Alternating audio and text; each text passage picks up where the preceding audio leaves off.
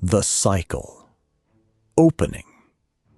Every civilization inherits two things: the world it was given and the values that built it. One creates the other. Remove the values, and eventually the world they created begins to disappear. Act 1. Builders. For most of history, survival demanded cooperation. Men and women weren't identical. They weren't expected to be. Each carried responsibilities shaped by biology, necessity, and culture. Strength protected. Nurture sustained. Neither role was easy. Neither existed without sacrifice. At their best, they complemented one another. Act 2. The foundation. Across much of the Western world, these roles were reinforced by a moral framework.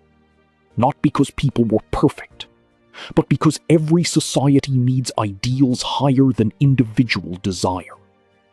Duty, commitment, forgiveness, self-restraint.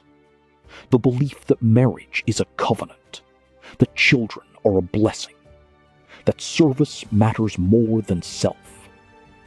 Whether rooted in Christian faith or inherited cultural tradition, these ideas shaped generations. Act 3. Success.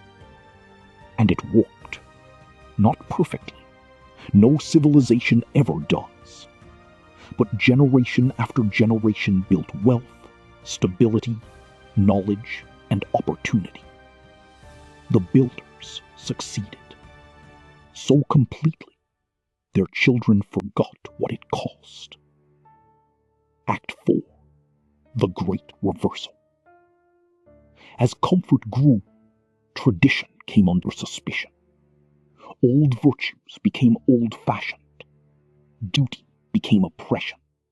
Sacrifice became weakness.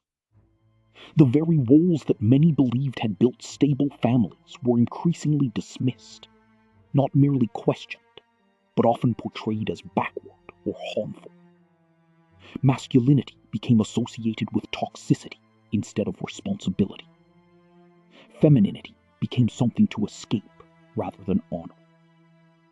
Biological differences were increasingly treated as obstacles to overcome rather than realities to understand. The language changed. The expectations changed. Eventually, the culture changed. Act 5. The marketplace of relationships. When a culture prizes image over character, desire over discipline, and novelty over commitment, relationships begin to mirror the marketplace. Choice becomes endless. Commitment becomes optional. The people most willing to sacrifice are often passed over, while the people least prepared for responsibility receive the greatest attention. The result is not simply broken hearts, it is broken homes, and children inherit the consequences. Act 6. Decline. No civilization collapses because one law changes, or one election, or one generation.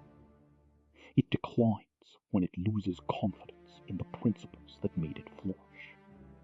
When every tradition is treated as oppression, every limit as injustice, every obligation as an inconvenience. Eventually, there is little left worth defending. Final act. The Rebuilders. Every generation believes history begins with them.